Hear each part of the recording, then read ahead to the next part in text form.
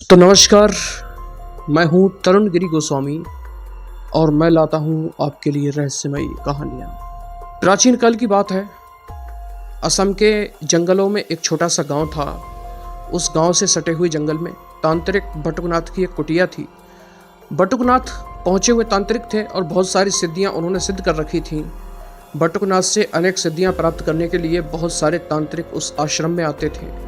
बटुकनाथ के आश्रम में शिष्यों की कोई कमी नहीं थी। बटुकनाथ एक तांत्रिक होने के साथ साथ एक गुरु भी थे और इसलिए उनका प्रभाव बहुत अच्छा था। गांव वाले उन्हें एक अच्छा व्यक्ति समझते थे और उनसे हर बात में परामर्श लिया करते थे। बटुकनाथ भी गांव वालों की यथासंभव सहायता करते। उसी गांव में चित्रांश नाम का एक नव युवक रहता था। वह बहुत सीधा साधा सरल व्यक्ति था और उसके साथ साथ बहुत मेहनती भी था। रंग सांवला था लेकिन सुगठित शरीर था, भोली भाली काया थी, इसलिए वह बहुत दिखने में बहुत सुंदर था। चित्रांश बटुकनाथ की कुटिया में जाता और वहाँ आश्रम की देखभाल करता। बटुकनाथ उसे अपने शिष्य की तरह मानते थे, लेकिन चित्रांश को तंत्र मंत्र में कोई रुचि नहीं थी। वह तो केवल गुरु की सेवा करता और कुटिया की देखभाल करता था। वहाँ पर रह रहे तांत्रिकों की सांत्वना में कोई दिक्कत ना आए, इसके लिए चित्रांश सदा ही सावधान रहा करता था। एक दिन की बात है, भैरवनाथ ने उसे बुलाया और कहा कि चित्रांश, तुम बड़े सीधे साधे हो, भोले भाले हो। मेरा एक काम है जो सिर्फ तुम कर सकते हो। बोलो, क्या तुम मेरा काम करोगे? चित्रांश अपने गुरु के प्रति श्रद्धा से भरा हुआ था। वह अपने गुरु के लिए जान भी देख सकता था। तो उसने कहा, गुरुदेव, आप हमारे गांव के लिए इतना करते हैं, फिर भला मैं आपकी बात को कैसे मना कर सकता हूँ? मैं आपके कहे गए हर काम को पूरा करूँगा, लेकिन आप ये बताइए, आप इतने पहुँचे हुए तांत्रिक हैं और मैं एक सीधा साधा व्यक्ति, आखिर मुझसे क्या काम हो सकता है? इस पर बटुकनाथ ने एक रहस्यमय बात बताई। उन्होंने कहा कि इस जंगल में थोड़ी दूर जाने पर एक योगिनी शक्ति का तालाब है, जहाँ पर पूर्णिमा की रात में बहुत सारी योगिनियाँ अदृश्य रूप से निवास करती हैं।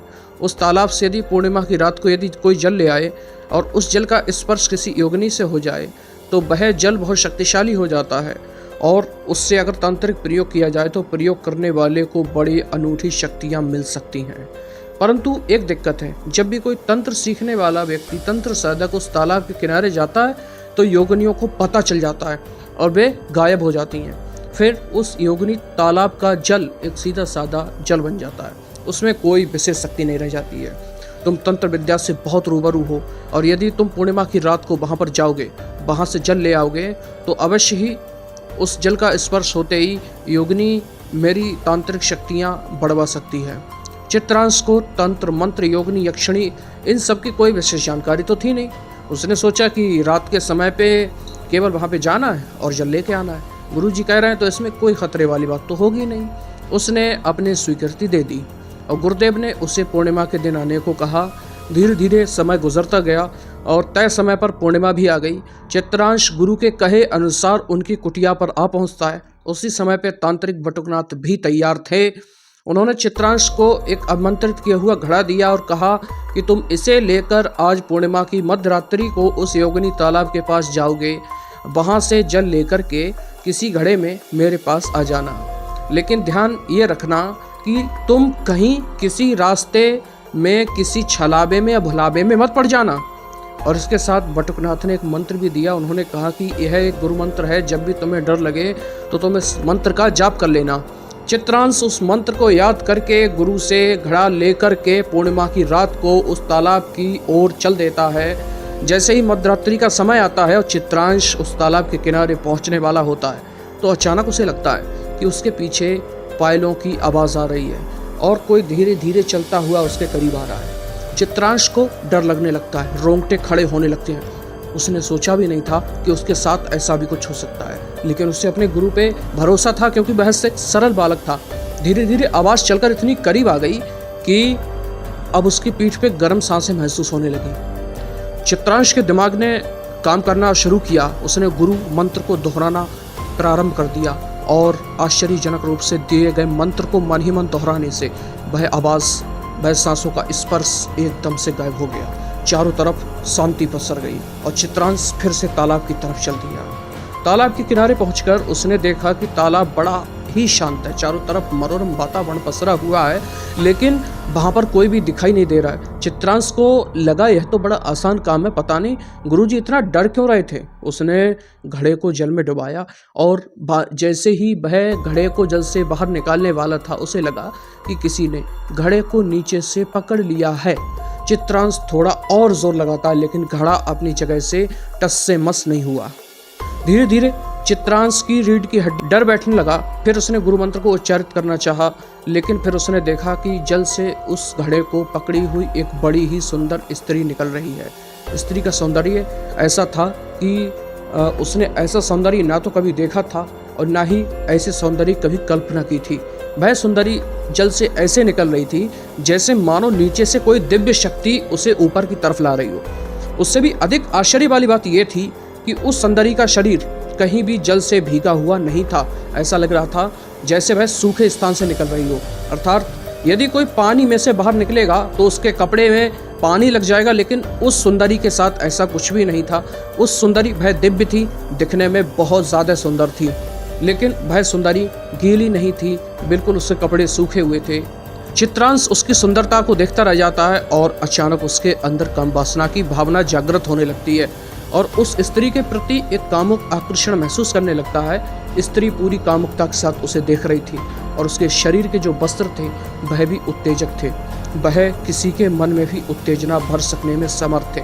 चित्रांश धीरे धीरे अपने आकर्षण में बंधा हुआ उस युवती को देखता हुआ उसको स्पर्श कर लेता है और यहीं पर युवती खिलखिला पड़ती है। चारों तरफ जंगल में सन्नाटा छाया हुआ था। पूर्णिमा का धवल प्रकाश में पेड़ पौधे ऐसे लग रहे थे जैसे मानव प्रकाश से नहाए हुए खड़े हों। वहां के शांति में उस युवती की खिलखिलाहट खनकती हुई चली गई। चित्रांश अपने शून्य से बाहर आया तो युवती ने प्रेम से हाथ पकड़ा और कहा कि तुम इतनी रात को यहाँ पर क्या करने आए हो? मैं देख सकती हूँ कि तुम्हें तंत्र मंत्र का कोई ज्ञान नहीं है। तुमने एक मंत्र का जाप किया तो मुझे लगा कि तुम तांत्रिक हो, लेकिन वो तो सिर्फ गुरु मंत्र था। लेकिन तुम आखिर बिना तंत्र मंत्र जाने इस खतरनाक जगह पर क्या कर रहे हो? चित्रांश ने कहा कि मैं नहीं जानता जंगल खतरनाक है या नहीं, मैं वास्तव में तंत्र मंत्र नहीं जानता, लेकिन मेरे लिए मेरी गुरु की आज्ञा सर्वोपरि है। मैं उसी की पूर्ति के लिए यहाँ पर आया हूँ। उन्होंने इस सरोवर से जल मंगाया था, आप मुझे जल लेकर जाने दीजिए। चित्रांश यही बताता है कि मैंने आपको जब से देखा है मुझे आपके प्रति प्रेम हो गया है, आकर्षण हो गया है, लालसा हो गई है, काम वासना के हिलोरे जग रही है। जबकि साधारणतः ऐसा नहीं होता है। जबकि मैं किसी भी स्त्री को देखता हूँ तो मेरे काम वासना का भाव नहीं आता है, लेकिन आपके इस दिव्य रूप को देखकर पता नहीं क्यों काम भाव से आकर्षित हो रहा हूँ। तब उस योगिनी ने चित्रांश को वहीं बैठाकर अपनी कहानी सुनाई। योगिनी ने कहा कि तुम एक सच्चे हृदय वाले व्यक्ति हो, मैं तुम्हारे ऊपर मोहित हो गई हूँ। ऐसा हृदय धरती पर देखने को नहीं मिलता है। तो उस योगिनी ने अपनी कहानी सुनाई और मधुमती योगिनी की कहानियाँ सुनाई जो तांत्रिक रहस्यों में बताई गई हैं। उसने बताया जब महिषासुर के वध के लिए माँ देवी का प्रादुर्भाव हुआ तो उनको थकान ना हो जाए, उन्हें किसी तरह की थकान का अनुभव ना हो, इसके लिए कुबेर ने एक मधु दिया, यानी कि शहद। वह शहद ऐसा था कि उसे पीने के बाद शरीर में शक्ति तो आती है और एक ऐसी मादकता छा जाती थी जिससे थकान का अनुभव नहीं होता था, नींद नहीं लगती थी। उस मादकता में कोई भी कितना भी कार्य कर सकता था। जब देवी उस मधु ग्रहण कर रही थी तब उनके मुंह से मधु की कुछ बूंदें छिटक कर धरती पर गिरी। जहाँ बूंदें गिरी वहाँ से योगिनियाँ प्रकट हुईं। वे योगिनियाँ बहुत शक्तिशाली थीं और एक तो मधु का प्रभाव और दूसरा माँ के मुख से बाहर निकली हुई मधु के छू कर आई थीं, इसलिए माँ की शक्ति विद्यमान थी। वे योगिनियाँ बड़ी शक्तिशाली हो गईं, लेकिन उसी समय एक राक्षस भी उस मधु की कुछ बूंदें अपने मुंह में ले लेता है और राक्षस के अंदर भी वे शक्तियाँ आ जाती हैं जो उस मधु के गिरने के कारण बनी हुई थी। राक्षस ने खुद में स्वयं में शक्तिशाली था और ऊपर से उसने मधु का पान कर लिया। वह राक्षस योगिनियों से अधिक शक्तिशाली हो गया, योगिनियों को सताने लगा। राक्षस अपने मन में योगिनियों के प्रति काम भावना से भर गया था और वह उन्हें पकड़कर आलिंगन में बांधने लगा। उसी समय माँ की आज्ञा से 10 महाविद्याओं में से माँ की एक महाविद्या ने उस राक्षस को खा लिया। अपनी सेविका योगिनियों को बचाने के लिए जब उन महाविद्या ने उस राक्षस का भक्षण किया तो वह राक्षस माँ के पेट में ही पिघलने लगा और कुछ समय के बाद माँ के शरीर से श्वेत बूंदें निकली। उन बूंदों से जो योगिनियाँ प्रकट हुईं, वे मधुमती योगिनियाँ कही जाती हैं, क्योंकि वे मधु के प्रभाव से उनका जन्म हुआ था। और चूंकि राक्षस के अंश भी उनमें थे और राक्षस अपने अंतिम समय में काम भावना से ग्रसित था, इसलिए उन योगिनियों के अंदर काम भावना का विकार आ गया। वे योगिनियाँ जहाँ भी प्रकट होती, वहाँ पर काम भावना का वास स्वतः ही आ जाता है। इसीलिए जब मैं तुम्हारे सामने प्रकट हुई तो तुम्हारे मन में काम भावना के विकार अपने आप ही आ गए, लेकिन फिर भी तुमने अपने आप पर काबू किया और तुम इतने भोले भाले हृदय के हो कि मैं तुम्हें पसंद करने लगी हूँ। चित्रांश भी उस योगिनी के प्रेम में पागल हो चुका था। उसने कहा कि मैं भी आपको पत्नी रूप में पाना चाहता हूँ। योगिनी ने कहा कि मैं तुम्हें पत्नी रूप में मिल सकती हूँ, लेकिन हम दैवीय शक्तियों से बंधे हुए हैं, हम इसी तरह किसी के साथ नहीं रह सकते। मुझे पाने के लिए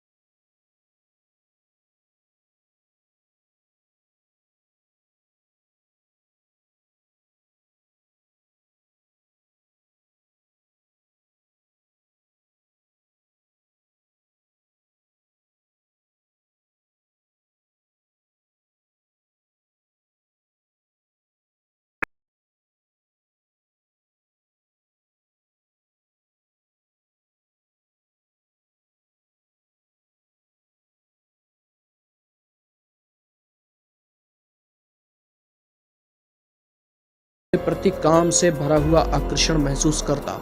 वह हमेशा पूछते कि चित्रांश, तुमने ऐसी पत्नी कहाँ से पाई है?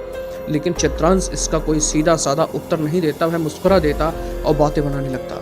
इसी तरह दोनों के दिन बड़े सुखपूर्वक व्यतीत हो रहे थे, परंतु होनी को कुछ और ही मंजूर था। एक बार तांत्रिक बटुकनाथ अपने उस शिष्य से मिलने उस नगर में आए।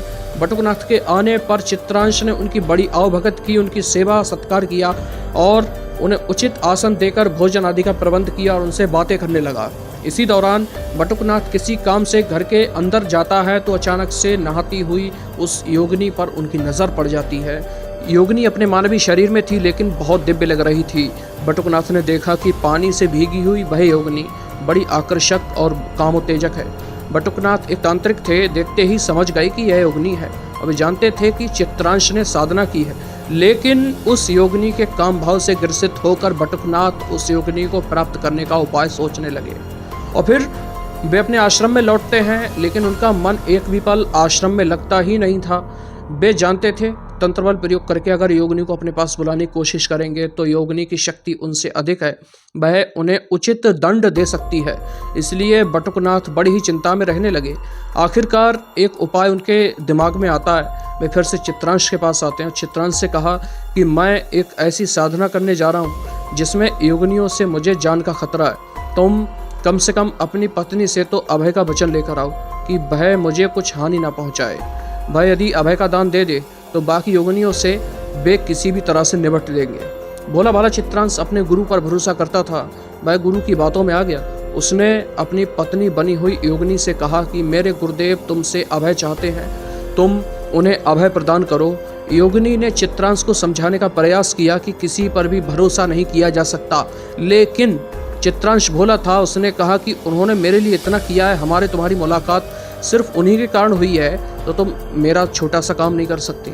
चित्रांश के प्रेम से बंधी हुई उस योगिनी ने अंततः चित्रांश की बात मान ली और बटुकनाथ को वचन लिया कि वह बटुकनाथ का कुछ भी बुरा नहीं करेगी। उसके बाद बटुकनाथ को तंत्र प्रयोग करने की छूट मिल गई और वह मन ही मन चित्रांश को मारने की योजना बनाने लगा। उन्होंने चित्रांश को तंत्र का प्रयोग चित्रांश पर किया। चित्रांश अपने घर पर बैठा हुआ था। उसी समय तंत्र की शक्ति पास आती है। योगिनी उसके आसपास ही थी। वह समझ गई यह कोई मंत्र शक्ति है। उसने तुरंत ही अपने प्रभाव से उस मंत्र शक्ति को रोक दिया और फिर वह नष्ट कर दिया। चित्रांश को यह देखकर आश्चर्य हुआ कि उसने कहा यह क्या था। तो योगिनी ने कहा कि लगता है कोई तांत्रिक तंत्र का प्रयोग कर रहा है। मैं रात के समय में देखूंगी वह कौन तांत्रिक है। रात के समय में जब चित्रांश सो गया तो उस समय योगिनी ने कुछ शक्ति का पीछा किया और पीछा करते हुए वह बटुकनाथ की कुटिया में पहुंच गई। वहां पर देखा कि बटुकनाथ तंत्र का प्रयोग कर रहा है। योगिनी ने बटुकनाथ को धिक्कारते हुए कहा कि तुम कैसे गुरु हो? तुम अपने पुत्र जैसे शिष्य को मारने में लगे हो जो तुम्हें अपने पिता के समान मानता है। इस पर बटुकनाथ ने कहा कि मैं तुम्हारे रूप पर मोहित हो गया हूँ। यदि तुम चित्रांश की जान बचाना चाहती हो तो मेरे साथ संभोग करो। मैं तुम्हारे साथ विवाह नहीं करना चाहता, बस तुम्हारे साथ अपनी काम वासना की पूर्ति करना चाहता हूँ और इसके बिना मुझे संतोष नहीं मिलेगा। योगिनी ने कहा तुम तांत्रिक हो और मेरी जैसी अनेक योगिनियाँ हैं। तुम किसी को भी सिद्ध कर सकते हो और उसके साथ संभोग सुख का लाभ ले सकते हो। इस पर बटुकनाथ ने कहा कि मेरा हृदय चित्रांश के जैसा निर्मल नहीं है। फिर क्या भरोसा है कि कोई योगिनी मुझे मार दे और मेरे साथ संभोग सुख का आनंद ही ले। योगिनी को उत्तर नहीं सूझा तो उसने कहा कि मैं तुम्हारी पुत्र वधू के समान हूँ। मैं दैवीय रूप में न रहकर सशरीर रूप में रहती हूँ। मैं चित्रांश की पत्नी हूँ। तुम्हें यह बात शोभा नहीं देती। मैं जानती हूँ कि जो भी मुझे देखता है उसके मन में काम भावना आ ही जाती है, लेकिन तुम तो उसके गुरु हो। तुम अपनी काम भावनाओं पर नियंत्रण कर सकते हो। परंतु बटुकनाथ नहीं मानता है। वह तंत्र का प्रयोग करता रहा और योगिनी उसे अभय दे चुकी थी, इसलिए उसे मार भी नहीं सकती थी। बटुकनाथ ने अपने तंत्र प्रयोग जारी रखे और वह चित्रांश की मृत्यु चाहता था।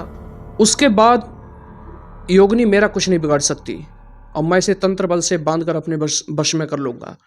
योगिनी को भी कुछ उपाय समझ में नहीं आ रहा था। वह चित्रांश के पास जाती है तो उसने सोचा कि चित्रांश को मैं सारी बात बताती हूँ, लेकिन बटुकनाथ बहुत तेज था। उसने बगलामुखी प्रयोग कर दिया और योगिनी के वहाँ पहुँचने से पहले ही चित्रांश की बोलने, सुनने और समझने की क्षमता समाप्त हो चुकी थी। वह ना तो बोल सकता था, ना सुन सकता था, और ना ही किसी प्रकार के इशारे को समझ सकता था। तब योगिनी के पास और कोई उपाय नहीं बचा। योगिनी ने चित्रांश को लेकर एक वैद्यराज को दिखाया। वैद्यराज ने चित्रांश की नाड़ी देखी और चित्रांश को पूरा परखा, लेकिन उन्हें कोई रोग नहीं मिला।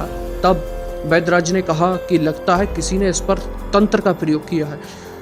वे योग को सामान्य स्त्री ही समझ रहे थे। तब योगिनी ने कहा कि हे वैद्यराज, क्या आप कोई पहुंचे हुए तांत्रिक को जानते हैं जो इस तंत्र प्रयोग को काट सकता है? तब वैद्यराज ने एक देवी भक्त तांत्रिक की बात बताई और योगिनी चित्रांश को लेकर उस देवी भक्त तांत्रिक के पास पहुंची। तांत्रिक भी पहुंचा हुआ तांत्रिक था। जैसे ही उसने योगिनी को देखा, मुस्कुराने लगा और कहा कि आप तो स्वयं शक्तिशाली हैं, आपकी शक्ति हम लोगों से बहुत अधिक है, फिर आप इस तंत्र को क्यों नहीं काट सकती? आप मेरे पास क्यों आई हैं? तब तांत्रिक की बात को सुनकर योगिनी ने उस तांत्रिक को बटुकनाथ को अभय देने की सारी बात बता डाली और बटुकनाथ के बारे में बताया और पूछा कि मुझे क्या करना चाहिए। तो इस पर उस तांत्रिक ने कहा कि आपको ही कुछ ना कुछ करना होगा। यदि आप अपने इस पति से बहुत प्यार करती हैं, बहुत मोहब्बत करती हैं, तो अपने जीवन का बलिदान करना होगा, यानी इस शरीर रूप का नाश करना होगा। और फिर कान में कुछ गुप्त बातें उस तांत्रिक ने बताई। योगिनी उस तांत्रिक की बातों को समझ गई और उसने मन को दृढ़ कर लिया। एक आखिरी बार उसने चित्रांश को निहारा और उसके बाद चित्रांश को उस तांत्रिक की देखरेख में छोड़कर बटुकनाथ के आश्रम में चली गई। बटुकनाथ की क्रिया में उस समय माण प्रयोग चल रहा था, जो कि चित्रांश के लिए ही था। रात भयानक थी और वह योगिनी बड़ी ही कामुक वेश में अपने पूरे साजो सामान के साथ बटुकनाथ के आश्रम में पहुंच गई। उसने मदमस्त मुस्कुराहट बटोरते हुए बटुकनाथ से कहा कि मेरे पति पर प्रयोग करना छोड़ दो, उसे तंत्र मन से मुक्त कर दो और मैं तुम्हारी बात मान लूंगी। बटुकनाथ ने योगिनी से कोई वादा नहीं लिया, वचन नहीं लिया, क्योंकि वह बड़ा ही जल्दी में था। उसने तुरंत ही चित्रांश पर से सारे जादू को हटा लिया और फिर उस योगिनी ने एक अप्रत्याशित काम किया। उस माण प्रयोग के लिए जल रहे हवन कुंड में उसने छलांग लगा दी। छलांग लगाते ही उसका सारा शरीर जलने लगा। बटुकनाथ ने जलती हुई योगिनी से पूछा, तुमने ऐसा क्यों किया? ऐसे तो मानव शरीर तुम्हारा जलकर नष्ट हो जाएगा। इस पर योगिनी ने कहा, हो जाने दो, वैसे भी इस शरीर से मैं तुम्हारा आलिंगन करूं यह मुझे बर्दाश्त नहीं। और फिर उसने जलकर अपना दिव्य रूप वापस ग्रहण कर लिया। दिव्य रूप ग्रहण करते ही योगिनी ने कहा कि मैंने अपने पूर्व शरीर के द्वारा जितने वचन लिए थे, मैं उन सब वचनों से मुक्त हो चुकी हूँ।